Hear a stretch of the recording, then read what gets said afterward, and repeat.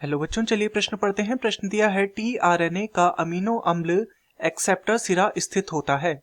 विकल्प ए दिया है 5 डैश सिरे पर, विकल्प बी दिया है 3 डैश सिरे पर, विकल्प सी दिया है टी साई सी लूप पर तथा विकल्प डी दिया है डीएचयू लूप पर। तो इस प्रश्न में हमसे जो पूछा गया है वो टीआरएनए के विषय में पूछा गया है, अर्थात इस प्रश्न की जो मुख्य अवधारणा है, मुख्य अवधारणा वह किस विषय में है? वह है टीआरएनए के विषय में, टीआरएनए। तो चलिए देखते हैं टीआरएनए को। तो टीआरएनए का पूरा नाम होता है ट्रांसफर आरएनए या फिर स्थानांतरण आरएनए इसे कहा जाता है। ये आरएनए का ही एक प्रकार है तथा इसका जो कार्य होता है, यह कार्य होता है अमीनो अम्ल को, यह अमीनो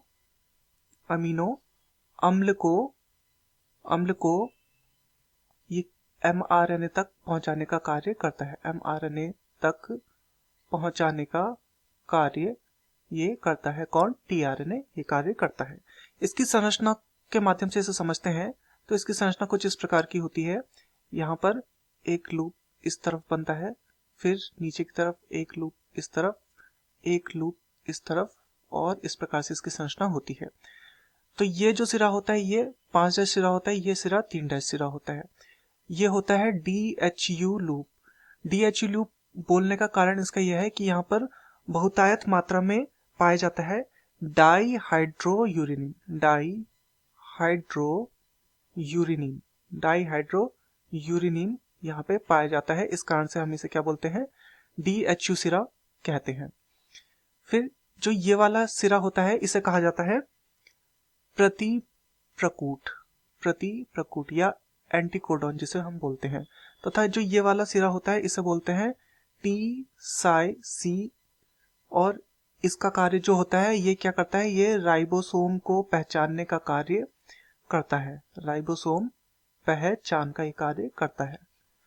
तो इसमें जो ये 3 डैश सिरा होता है, यहाँ पर क्या होता है? यहीं पर बंधन होता है, अर्थात यही सिरा होता है जो कि अमीनो अम्ल एक्सेप्टर सिरा होता है, क्योंकि ये थोड़ा सा इसकी संरचना क्या होती है? लंबी होती है 5 डैश सिरे से।